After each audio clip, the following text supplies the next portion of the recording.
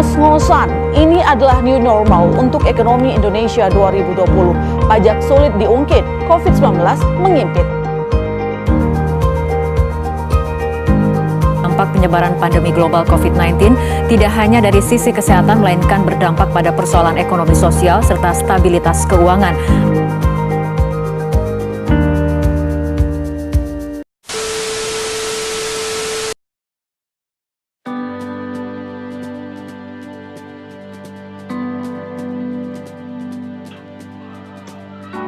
Pada kemana sih? Kok belum pada masuk?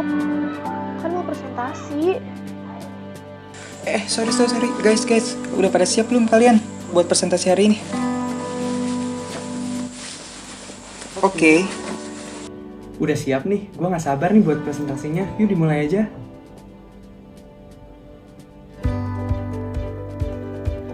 Ya udah deh, langsung kita mulai aja ya guys. 1, 2, 3, go! Assalamualaikum warahmatullahi wabarakatuh. Shalom, Om Swastiastu, Namo Buddhaya, dan salam kebajikan bagi kita semua.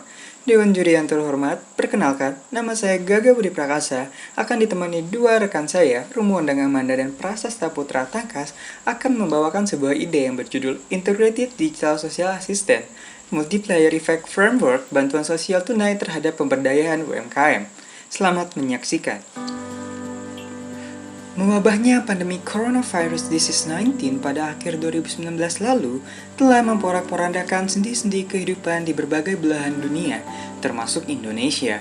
Sebanyak 381.910 kasus dengan angka kematian sebesar 13.077 jiwa membuat ancaman yang besar bagi pemerintah untuk mewujudkan destinasi visi Indonesia 2045 dan juga upayanya untuk mengeluarkan masyarakat dari jerat middle income trap. Pertumbuhan ekonomi Indonesia yang berkontraksi sebesar minus 5,32% pada kuartal 2 2020 terhadap kuartal 2 2019 mendorong pemerintah untuk melakukan kebijakan counter-cyclical pada era APBN 2021 guna menjaga kestabilan perekonomian Indonesia.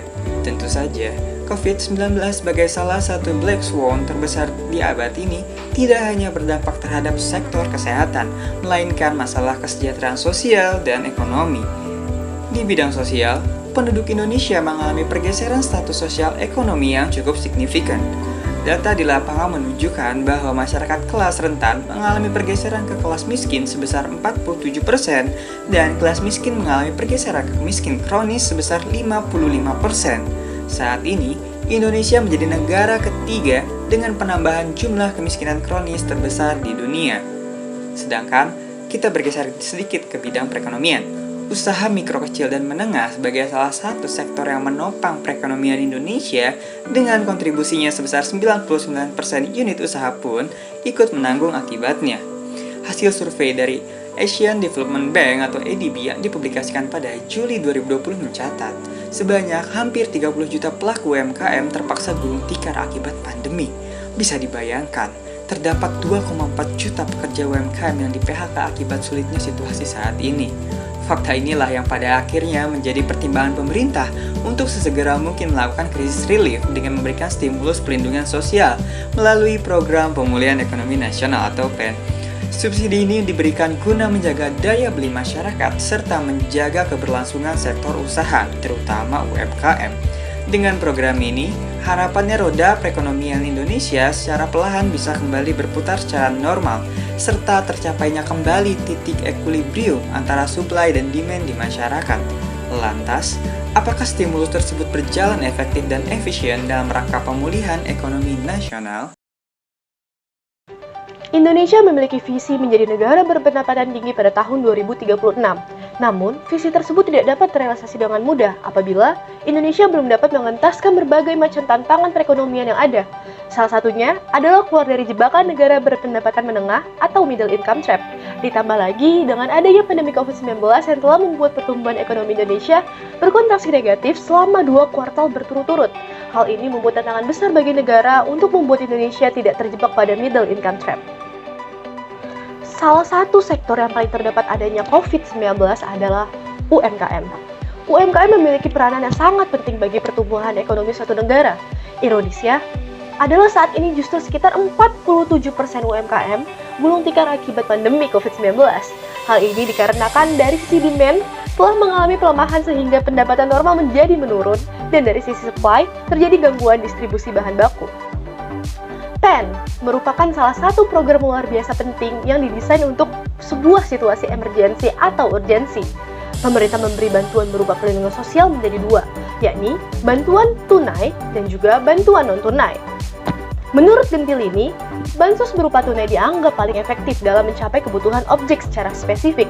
Bansos tunai dianggap lebih efektif karena lebih fleksibel dalam mengalokasikan bantuan sesuai dengan kebutuhan.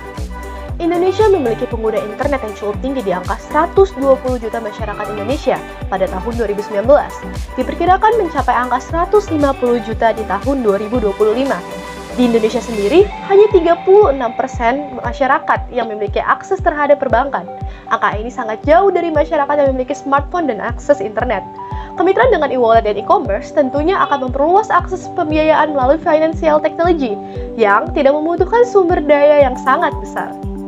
Provinsi Gyeonggi, Korea Selatan merupakan salah satu kota yang berhasil menerapkan bantuan sosial dengan sistem basic income.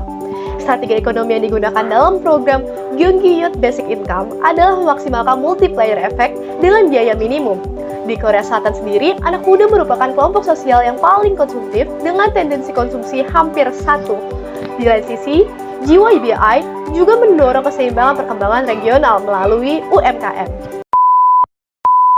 Bicara mengenai solusi, kami memiliki satu solusi yakni Integrated Digital Social Assistance. Ini merupakan suatu solusi multi-stakeholder dan multisektoral yang melibatkan berbagai pihak dalam pelaksanaannya. Nah, pihak yang terlibat pertama adalah pemerintah selaku pengalokasi dana menggunakan skema government to person, pembiayaan langsung secara digital dari pemerintah kepada masyarakatnya secara digital. Pihak kedua yang terlibat adalah mereka yang bergerak di sektor fintech. Kita menggunakan e-wallet sebagai penampung atau platform untuk digunakan penerima manfaat dalam menerima uang yang diberikan oleh pemerintah itu sendiri. Yang ketiga, tentunya yang menjadi pihak yang terlibat adalah penerima manfaat itu sendiri. Mereka adalah pengguna uang yang akan menggunakan uang mereka dan kami dorong untuk memberikan multiplier effect kepada UMKM. Kemudian yang keempat, pihak yang terlibat keempat adalah marketplace. Marketplace di sini merupakan platform yang nantinya akan berisi mitra-mitra UMKM yang terlibat dan telah berpartisipasi dalam program ini, di mana kami akan mendorong masyarakat untuk mengkonsumsikan uangnya di dalam platform kami kepada UMKM yang ada. Dan tentunya pihak kelima yang akan terlibat adalah UMKM itu sendiri. Tentunya ini merupakan suatu gagasan yang luar biasa rumitnya dan kita tidak bisa melakukan hal ini satu hari satu malam, dan perlu adanya kerangka kerja yang matang dari awal hingga akhir. Maka dari itu kami mengusulkan kerangka kerja ini dalam 3 tahapan utama, yakni tahapan pertama adalah tahapan pemulihan, di mana kita berusaha terlebih dahulu untuk memaksimalkan multiplier effect yang ada untuk menunjang perekonomian nasional, di mana uang yang diberikan kepada penerima manfaat harus dapat dibelanjakan kembali secara non-tunai, khususnya kepada UMKM untuk mencegah sektor UMKM shutdown dan meningkatkan konsumsi nasional, mengingat pertumbuhan ekonomi nasional disumbangkan oleh konsumsi nasional itu sendiri.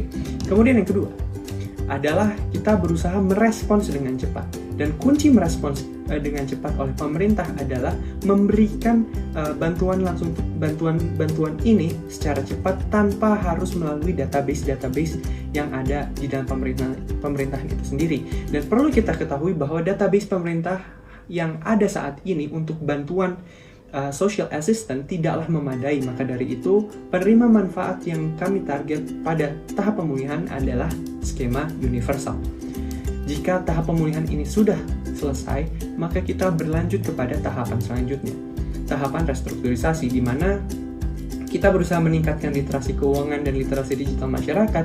Kita menerapkan mekanisme untuk masyarakat 3T, terdepan, terpencil, dan terluar. Tentunya kita tidak bisa menyingkirkan masyarakat 3T. Harus ada mekanisme khusus dengan kombinasi metode daring dan luring, metode offline dan online, mengingat infrastruktur mereka yang kurang maksimal. Kemudian, kita juga perlu membangun basis data terintegrasi nasional. Karena basis data integrasi nasional yang dimiliki saat ini sudah usang, dan kita perlu mengintroduksikan penggunaan teknologi, penggunaan algoritma. Dengan adanya digitalisasi basis data, maka pemerintah dapat membuat keputusan yang tepat berbasis data agar terciptanya program yang efektif dan juga efisien. Kemudian tahap pengembangan dan penguatan. Pengembangan infrastruktur jaringan internet perlu dilakukan. Dilanjutkan dengan memberikan pelatihan kompetensi dan mendukung ekspansi pasar UMKM. Kemudian berbicara mengenai manfaat, tentunya terdapat beberapa manfaat. Yang pertama adalah meminimalisir mobilitas sosial. Kedua, mendorong inklusi keuangan. Tentunya keuangan tidak hanya dimiliki oleh segelintir orang saja. Justru dengan digitalisasi inilah kita dapat menjangkau masyarakat lebih luas yang tidak bisa diraih oleh perbankan sebelumnya, mengingat basis pengguna internet dan pengguna smartphone yang besar di Indonesia.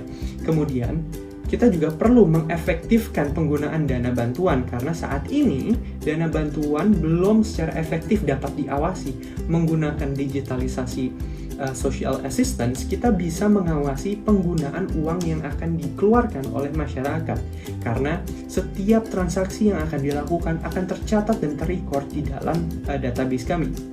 Kemudian manfaat yang terakhir adalah bagaimana ini bisa menemukan supply and demand di tengah demand shock yang terjadi pada sektor UMKM. Sektor UMKM merupakan sektor terpenting di dalam kehidupan masyarakat Indonesia, maka dari itu perlu dilindungi dan perlu kita lindungi dengan mencapai keseimbangan antara demand dan supply-nya. Dan hal ini hanya bisa dilakukan dengan adanya insentif-insentif yang diberikan dari pemerintah kepada masyarakat, dan masyarakat harus membelanjakan uangnya, mengkonsumsikan uangnya kepada sektor-sektor UMKM, dan kami memberikan insentif kepada masyarakat untuk bisa mengkonsumsikan uangnya di sektor-sektor UMKM ini. Tentunya dengan penggunaan teknologi yang sudah secanggih saat ini, kami percaya bahwa pemerintah dapat melakukan hal-hal yang sebelumnya tidak pemerintah dapat lakukan, dan itu merupakan suatu kunci dari kemajuan bangsa.